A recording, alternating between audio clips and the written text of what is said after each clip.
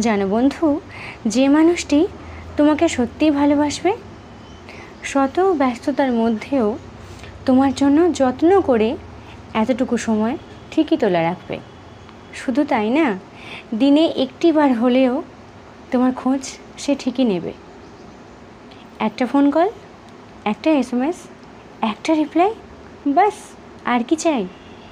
একটা সম্পর্কে থাকাকালীন যে একে অপরকে অনেকটা সময় দিতেই হবে এমনটা কিন্তু একেবারেই নয়। শুধু টান আর ভালোবাসাটুকু থাকলে এতটুকু সময় ঠিকই দেওয়া যায়।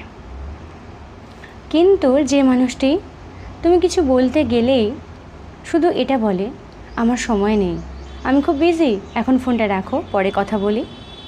তুমি কোনো ইম্পর্ট্যান্ট কথা বলতে গেলেও তখনও এই একই কথা বলে, এখন আমি একটু বিজি, পরে কথা বলি।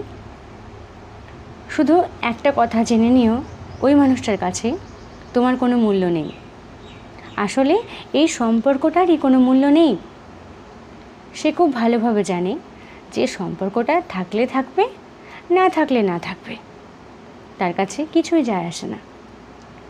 সেই মানুষটা কিন্তু তোমাকে ভালোবাসে না বন্ধু, কারণ তার কাছে তোমার কোনো মূল্য নেই, আর যার ফলে সম্পর্কটার কোনো মূল্য নেই। তাহলে কি করবে? একটিবার ভেবে দেখো তো, তুমি কি তার কাছে থেকে এভাবে অবহেলিত হবে?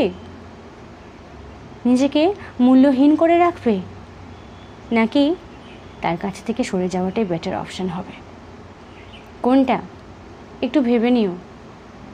কারণ দেখো, একটা সম্পর্ককে ভালো রাখার জন্য অনেক অর্থ থাকতে হবে, অনেকটা সময় দিতেই হবে এমনটা নয়। কিন্তু যে মানুষটিকে তুমি ভালোবাসো, যাকে তুমি মূল্যায়ন করো, সে যদি তোমাকে এতটুকু মূল্যায়ন না করে, তোমার কি ভালো লাগবে? তোমার মনটা তো সারাক্ষণ কাঁদবে যে আমি কি করব।